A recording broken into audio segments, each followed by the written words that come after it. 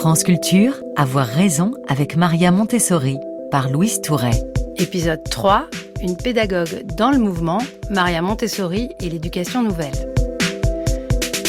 Maria Montessori n'est pas la seule à avoir promu une autre manière d'éduquer, ni à avoir pensé une manière de faire l'école autrement au début du XXe siècle. La pédagogue s'inscrit dans ce qui reste à ce jour une révolution pédagogique sans égale, l'éducation nouvelle. L'éducation nouvelle fut une véritable galaxie, une nébuleuse, disent certains, avec des penseurs très différents. Dewey aux USA, Alexander S. Neal en Écosse, Makarenko en Union soviétique, Ferrer en Espagne, De Crolli en Belgique et bien sûr Freinet en France. Tous ces gens se sont croisés à l'occasion de plusieurs grands congrès internationaux. À l'époque, ces événements pouvaient durer jusqu'à 2 semaines. Alors, quels ont été leurs échanges ? Et surtout, pourquoi Montessori se retrouve-t-elle à être celle dont le nom a le plus traversé le temps ? Mais d'abord, Sylvain Vagnon, qu'est-ce que l'éducation nouvelle ? L'éducation nouvelle, c'est un mouvement de rénovation pédagogique européen. Donc on connaît effectivement des figures, Maria Montessori, mais aussi en Belgique Ovid De Crolli et Célestin Freinet et Élise Freinet, qui est aussi importante en France. L'objectif, on va dire, majeur pour eux, c'est ce qu'ils appellent avec une ambition énorme, une révolution copernicienne. C'est-à-dire que c'est l'idée de renouveler véritablement, pas de faire table rase, mais de retourner la table, on va dire, et de dire que justement le plus important dans l'éducation, c'est pas la transmission simplement de savoir, c'est pas simplement un maître qui sait tout avec des élèves qui vont apprendre comme ils peuvent, mais au contraire, c'est partir de l'élève et en faire un véritable acteur de ses apprentissages. Alors, qu'est-ce qui fait le lien ? Moi, j'ai noté 2 aspects qui me semblent importants. L'idée d'éducabilité de l'enfant et puis aussi celle des méthodes actives, c'est-à-dire de faire des choses pour que l'enfant co-construise peut-être son savoir. La difficulté, d'ailleurs, c'est pas un hasard. Si on prend Montessori ou De Crolli, c'est des médecins. Donc le fait que ce soit des médecins, ils s'intéressent de façon assez clinique en réalité à l'enfant. C'est pas vraiment des pédagogues d'entrée de jeu. Et ils vont faire des tests, ils vont vérifier, ils vont observer beaucoup ces enfants. Souvent d'ailleurs des enfants, on va dire porteurs de handicap. Pour eux, c'est important aussi de partir de ça, parce que justement, c'est des enfants qui sont justement plus fragiles, qui ont des difficultés, qu'on laisse de côté aussi. Et ça, c'est important parce que ces pédagogues s'intéressent justement aussi à ces enfants, on va dire abandonnés, où on ne pense pas qu'ils puissent être éducables. Et eux, au contraire, vont montrer. Alors là aussi, j'appuie beaucoup sur Montessori et De Crolli parce qu'ils sont finalement de la même époque, ils vont faire la même chose, mais sans se connaître véritablement. Ils vont faire une école chacun en 1907. Et tous les deux, en réalité, s'intéressent justement à observer la nature enfantine. C'est-à-dire de voir un petit peu qu'il y a une volonté, en tout cas, il y a une force chez les enfants, et quelles que soient justement des difficultés qu'ils peuvent avoir. Et donc cette éducabilité de tous est véritablement un point commun entre tous ces pédagogues. Sylvain Vagnon, vous êtes professeur en sciences de l'éducation à l'Université de Montpellier. Vos travaux explorent l'histoire et l'actualité, parce qu'il y en a une de l'éducation nouvelle, libertaire et les pédagogies alternatives. Vous êtes historien, et dans cette histoire de l'éducation nouvelle, il y a des racines qui plongent très profond, bien avant le 19e siècle. J'allais dire, les racines, elles sont presque antiques, mais là, on va dire que les références connues, et de référence, en tout cas, de ces pédagogues d'éducation nouvelle, c'est déjà Rousseau. Pour eux, c'est vraiment une clé parce que, justement, on peut penser ce qu'on veut, en tout cas, de Rousseau. On voit que cette idée d'un statut de l'enfant, d'un enfant aussi à prendre en compte avec ses caractéristiques propres, c'est quelque chose d'extrêmement fort. Mais, pour être plus clair peut-être, c'est l'autre référence, les grandes références, en tout cas pour tous ces pédagogues, c'est aussi des médecins. Et notamment Itard, qu'on connaît justement par l'enfant sauvage, on connaît le film de Truffaut, mais cette idée, d'ailleurs il y en avait beaucoup à l'époque au 18e, justement des enfants abandonnés, et c'est important, et Itard est un médecin qui prend cet enfant et qui va essayer de l'éduquer. Et pour eux, c'est une vraie référence. D'ailleurs, Montessori le cite directement dans son premier ouvrage, De Crolli aussi, en estimant que là, Itard, c'est une expérience pédagogique un peu idéalisée, parce que on le voit bien d'ailleurs dans le film. Bon, il essaye de donner une éducation bourgeoise à cet enfant, ici, abandonné. Mais ce qui est intéressant, c'est que surtout, il croit à l'éducabilité de tous. Et donc, c'est ce qu'on a dit un peu tout à l'heure, c'est un élément vraiment clé pour eux, c'est que non seulement tous les enfants ont le droit de l'éducation, mais ils peuvent être éduqué. Et donc, c'est pour ça que ça, c'est des références extrêmement fortes. On a d'autres références et plusieurs fois, là, c'est le courant libertaire qui s'intéresse justement aux enfants, qui appartient aussi un petit peu à l'éducation nouvelle.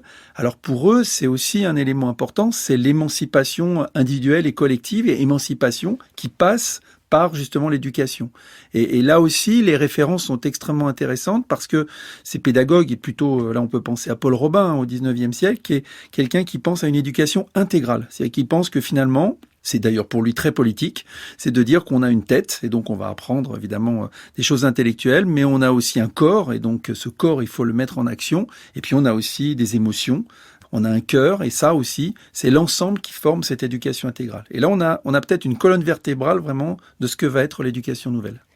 Et qui va chercher encore plus loin dans l'histoire de la pensée occidentale, parce qu'on peut penser à l'humanisme, on peut penser à Montaigne, à l'idée de l'être humain qui se perfectionne, qu'on retrouve après chez des pédagogues au XVIIIe siècle. Et puis après, je pense aussi à Pestalozzi, qui est une grande référence de l'éducation nouvelle. Tout à fait. Les humanistes, on va dire, sont une référence évidemment majeure.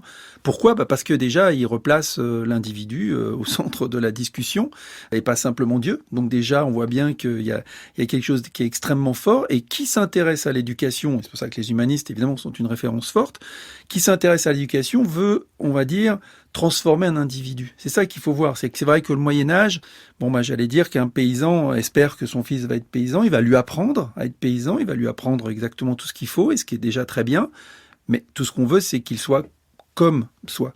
Alors que là, les humanistes essayent de montrer aussi quelque chose, c'est que par l'éducation, on va s'émanciper, se transcender en tout cas, vers quelque chose d'autre et qu'on sera complètement changé. Et ça, c'est évidemment une révolution copernicienne. Vous avez parlé du fait que Maria Montessori était médecin. C'est une des 3 premières femmes médecins d'Italie. Évidemment, c'est une particularité qui n'échappe pas à ceux qui font l'histoire de l'éducation nouvelle. En fait, on a rencontré plusieurs, Sylvain Vagnon, parce que je me suis rendue comme vous au congrès du CUIP ou du CUIP fin juin 2023 à Paris. J'ai suivi plusieurs conférences passionnantes, dont celle de Bernard Schneewly, qui est professeur honoraire à l'Université de Genève, ancien doyen de la faculté de psychologie et de sciences de l'éducation, et Philippe Mérieux, spécialiste de la pédagogie. Ils ont répondu à mes questions sur la place de Maria Montessori dans l'éducation nouvelle, l'éducation qui émerge réellement à la fin du 19e siècle.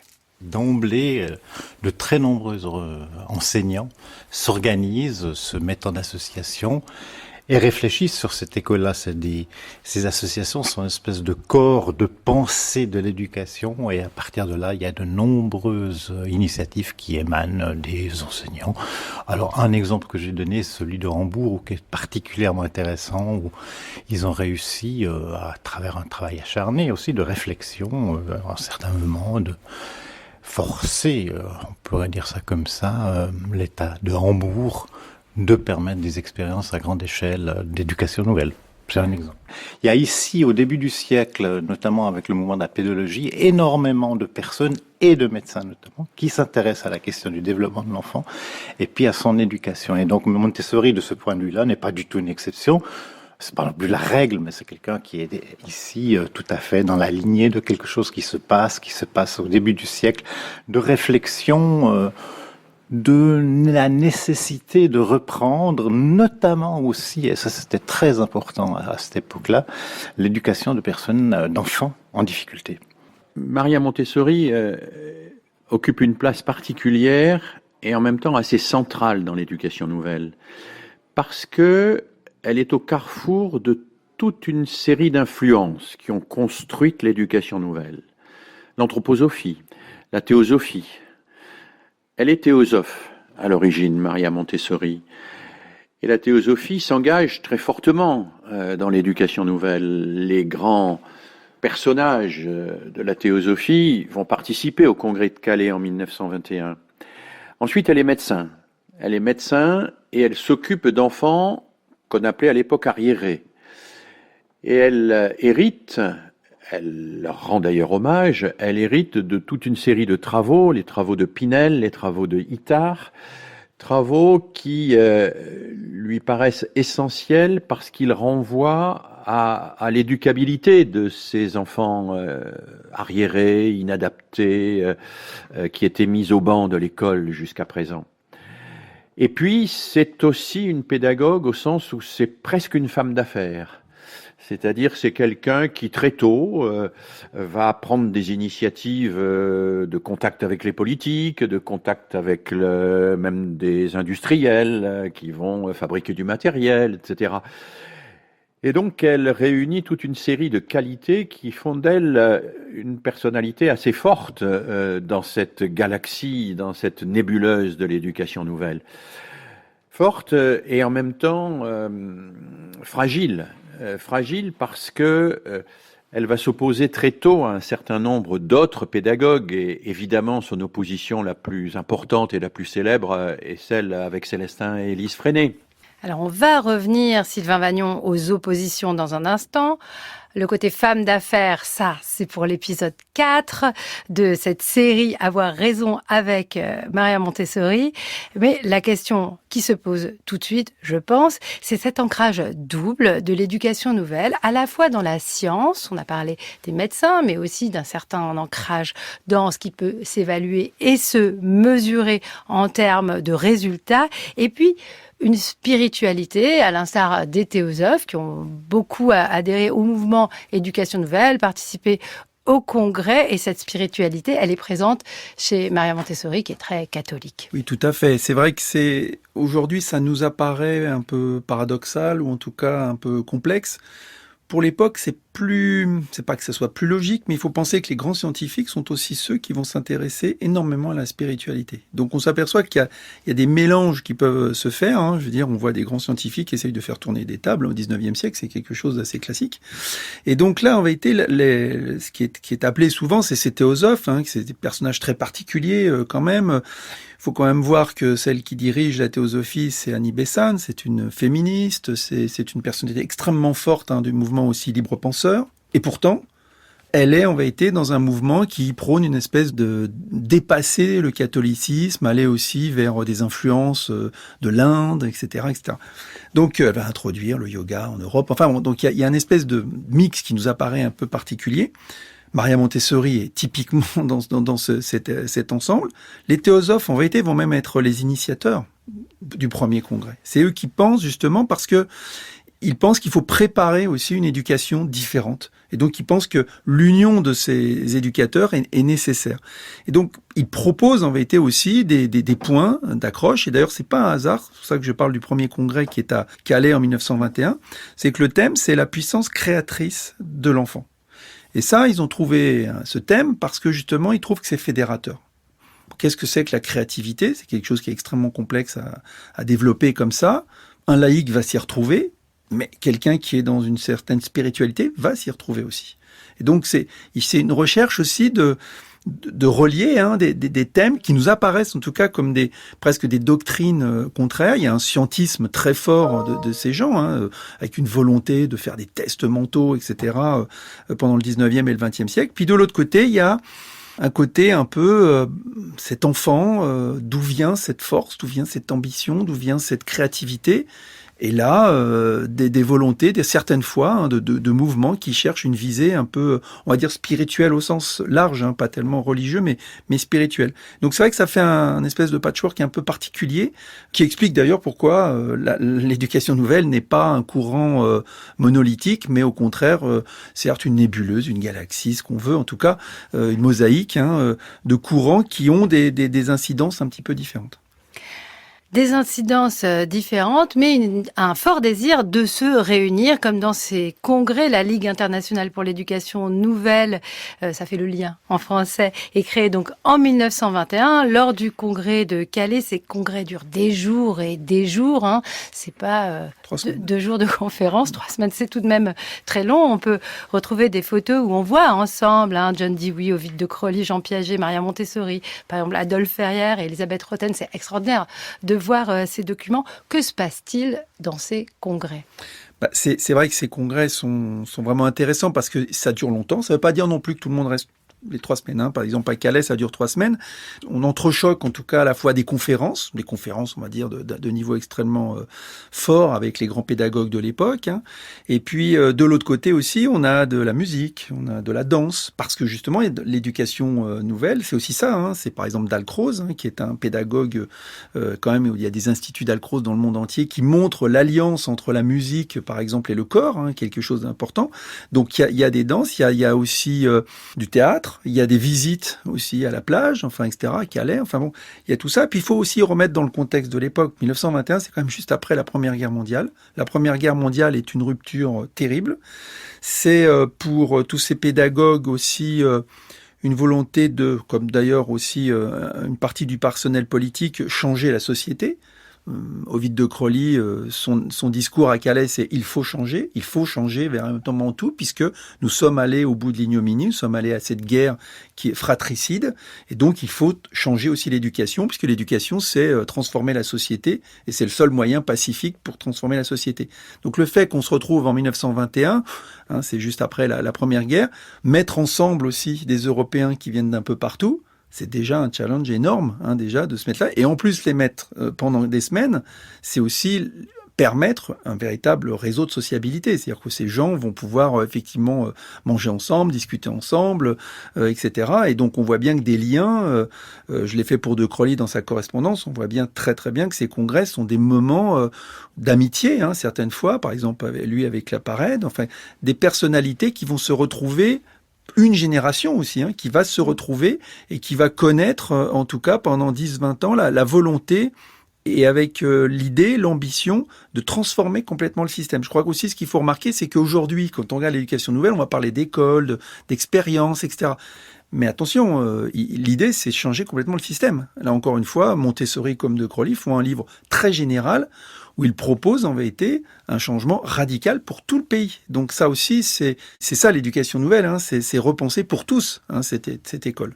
Et un regard complètement différent sur l'enfant en ce qui concerne Maria Montessori, puisque ça fait partie de ses textes fondateurs. C'est revoir l'enfant et donc l'enfance autrement, pour parler de la place de Maria Montessori dans cette galaxie de l'éducation nouvelle et dans ses congrès.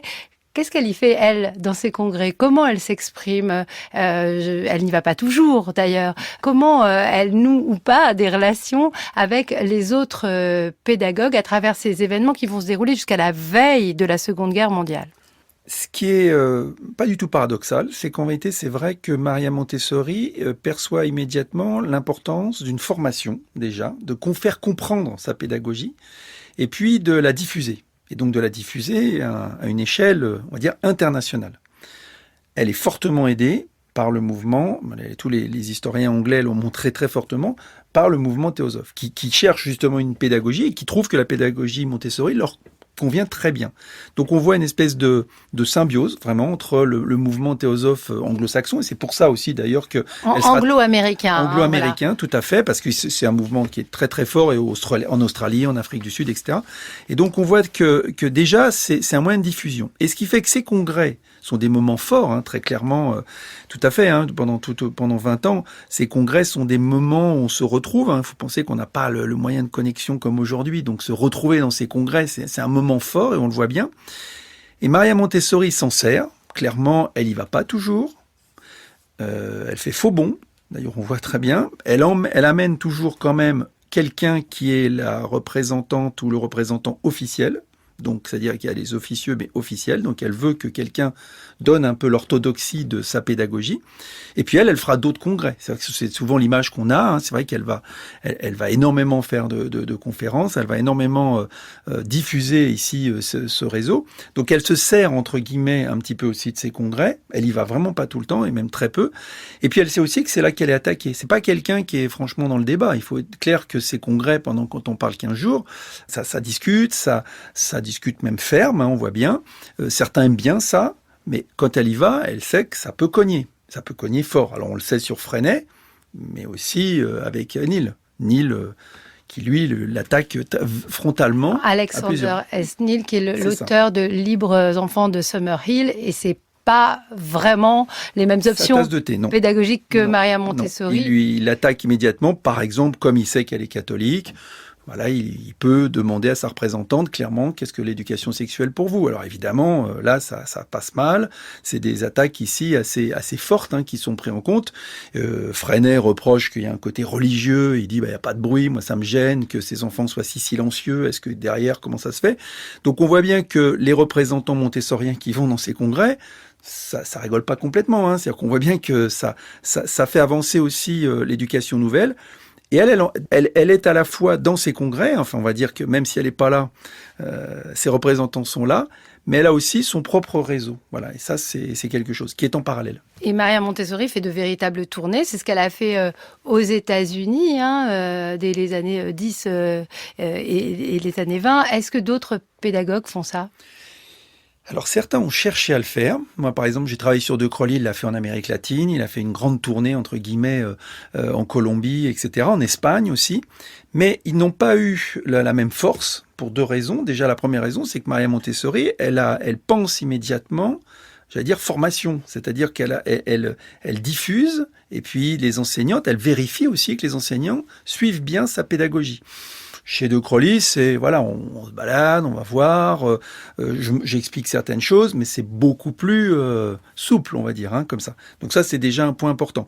Et puis, je pense que là, c'est vrai qu'il y a un petit côté non pas visionnaire, mais elle comprend aussi que j'allais dire pas la communication, parce que ça serait pas très gentil, mais on va dire la diffusion et l'essaimage d'une pédagogie, il y a rien de plus compliqué, parce que ça veut dire qu'il faut qu'on comprenne. L'enseignant comprenne en face ce qu'il fait, il faut qu'il donne sens, et c'est vrai qu'en permanence, il faut expliquer concrètement ce qui se passe. C'est pas parce qu'on a une pratique ou un outil pédagogique que tout le monde sait s'en servir. D'ailleurs, on va dire qu'aujourd'hui, c'est bien un souci, c'est qu'on a plein d'écoles qui peuvent s'appeler Montessori, on n'est pas sûr qu'ils fassent du Montessori, et c'est bien un problème pour tout le monde. Ça aussi, on va y revenir dans cette série. Je peux vous demander de me lire un poème, pas n'importe lequel, un poème d'une des grandes figures de l'éducation nouvelle, Adolphe Ferrière. Et sur les indications du diable, on créa l'école. L'enfant aime la nature, on le parqua dans des salles closes. L'enfant aime voir son activité servir à quelque chose, on fit en sorte qu'elle n'eût aucun but. Il aime bouger, on l'obligea à se tenir immobile. Il aime manier les objets, on le mit en contact avec les idées. Il aime se servir de ses mains, on ne mit en jeu que son cerveau. Il aime parler, on le contraignit au silence. Il voudrait raisonner, on le fit mémoriser. Il voudrait chercher la science, on la lui servit toute faite. Il voudrait s'enthousiasmer, on inventa les punitions. Alors, les enfants apprirent ce qu'ils n'eurent jamais appris sans cela. Ils surent dissimuler, ils surent tricher, ils surent mentir. Alors, l'éducation nouvelle contient une critique énorme de l'éducation traditionnelle. Évidemment, on dit même que c'est un mouvement de transformation sociale. Ça, c'est le regard des historiens d'aujourd'hui. Mais il y a deux manières, en fait, de penser cette transformation. Changer la société et changer l'école dans le même mouvement, ou transformer l'éducation pour peut-être transformer la société. Qu'est-ce qu'elle en pense, Maria Montessori ? Enfin, moi, j'ai un peu la réponse. Sylvain Vagnon. Dans ce qu'on voit là, dans ce que dit Ferrière, c'est aussi effectivement une radicalité. C'est-à-dire c'est presque manichéen. C'est-à-dire il y a l'école traditionnelle et il y a l'éducation nouvelle. Ce qui est vrai, c'est que les finalités sont pas toujours les mêmes. C'est-à-dire que je pense que là, on voit bien qu'il ne parle pas de technique. Il parle de finalité et donner du sens. Là où il y a un désaccord, c'est qu'ils ne sont pas tous d'accord sur les finalités qu'on peut donner. C'est vrai que pour Maria Montessori, et c'est d'ailleurs, on va dire que historiquement, il y a un côté facile de l'histoire, c'est qu'on regarde quand même a posteriori, on s'aperçoit que la pédagogie Montessori est appliquée, ou elle l'a fait appliquer, ou elle a laissé appliquer, dans des gouvernements très différents, on va dire totalitaires, ou démocratique. Dont celui de Mussolini, évidemment, on en a parlé. Voilà. Ça veut dire que elle estime en tout cas, que c'est une pédagogie qui pourrait être appliquée. On peut discuter de tout ça, et je pense que c'est discutable, mais en tout cas, c'est vrai qu'elle met du temps. J'allais dire que chez Freinet, par exemple, ou chez De Crolli, c'est impossible. C'est-à-dire que pour eux, l'idée de transformation sociale est extrêmement forte, et donc, par exemple, les notions d'entraide, les notions de conseil démocratique font que, de toute façon, l'optique est véritablement de transformer aussi la société, une société démocratique, on va dire, et que leur pédagogie n'est absolument pas applicable dans un régime de dictature. C'est quand même un clivage très fort, et d'ailleurs on le voit ce clivage dans un congrès qui est celui de 1932 à Nice, au moment évidemment on est quand même à la marche à la guerre, donc on voit bien que le fascisme italien se structure et le fascisme et le nazisme commencent à arriver justement presque au pouvoir. Donc on voit bien que là, les pédagogues, ils sont obligés de se positionner ici par rapport à un contexte politique. Et c'est vrai que là, Maria Montessori, on va dire, ne met pas ou sous-estime en tout cas l'influence politique sur une pédagogie. Sous-estime gravement, puisque c'est une tâche, évidemment, qui reste dans sa biographie. On en aura parlé, ses lettres à Mussolini, et puis la recherche qu'elle a eue avec son fils Mario Montessori, de conserver ces écoles jusqu'au bout, jusqu'au moment où ça n'a plus été possible, mais pas de son fait, en fait. Du fait de Mussolini, s'il fallait le redire. Alors, ce qui est intéressant avec l'éducation nouvelle, c'est que les recherches sur le sujet sont assez récentes. Sylvain Vagnon. Alors oui, elles sont assez récentes parce qu'elles ont été pendant très longtemps le fait de militants de l'éducation nouvelle qui avaient besoin, et d'ailleurs c'est du point de vue historique c'est quand même important, d'avoir une espèce de ligne, de se souvenir aussi des figures, etc. Et ce qui fait que de façon, on va dire quand même depuis quelques décennies, on va dire en France, mais on a effectivement des recherches, on va dire plus historiques, plus scientifiques, qui essaye de décortiquer le rôle justement militant véritablement et de ce qui est un peu la réalité. L'écart entre le discours et les pratiques sont quand même importantes. Donc, depuis les années 80, est-ce que ces recherches arrivent à nous dire ce qui infuse dans l'éducation nationale, par exemple, si on parle du cas de la France ? Oui, parce que ce qu'il y a, c'est que l'éducation, on va dire, c'est d'ailleurs une discussion entre historiens. C'est-à-dire qu'on pourrait dire que c'est une bande témoin, que l'éducation nouvelle, c'est très sympathique, mais c'est au début du XXe siècle, point barre, où on peut estimer que c'est un courant vivant jusqu'à aujourd'hui qui a des résurgences, qui est effectivement dans l'éducation. C'est le cas pour Montessori. C'est le cas pour Montessori, c'est le cas pour De Crolly, où il y a quand même une école publique à Saint-Mandé en France, mais c'est aussi le cas pour énormément de principes qui sont ceux de l'éducation nouvelle. La difficulté, c'est pas parce qu'on a des outils d'éducation nouvelle dans un système public que ça devient exactement de l'éducation nouvelle. C'est là où il faut faire attention quand même un petit peu là-dessus. Il y a un sens aussi qui est donné à certaines pratiques, et si on perd le sens de certaines pratiques, on se retrouve avec quelque chose, on va dire, de très traditionnel. Malgré des méthodes qui sont celles, par exemple, de Montessori. Mais Montessori, dans le public, on en parlera dans l'épisode 5. Alors, on verra si on y dit la même chose que vous. Ça intéresse les étudiants d'aujourd'hui, ces mouvements, les étudiants en sciences de l'éducation? Maria Montessori, par exemple, ça les intéresse? Ce qui les intéresse, c'est vrai que c'est les pédagogies alternatives. Je pense que le terme aussi est assez percutant, donc ça donne vraiment une idée aussi de radicalité. Je pense qu'on sait aussi quelque chose de nouveau, c'est que on ne sait pas comment va être notre société dans 10-15 ans. Je pense que ça change radicalement aussi les choses dans l'éducation. Donc on sent qu'il va falloir bouger énormément, il va falloir changer. D'ailleurs, c'est pas un hasard si la notion d'école dehors, par exemple, se développe, alors que dans le texte de Ferrière que l'on a lu, on voit bien que c'est l'enfant aime la nature, on le parqua dans des salles. Donc on voit bien que c'est aussi une idée assez forte. Donc oui, il y a aujourd'hui effectivement une envie des étudiants, mais j'allais dire aussi des parents. On voit bien que s'intéresser à l'éducation de ses enfants, c'est aussi une clé pour l'avenir.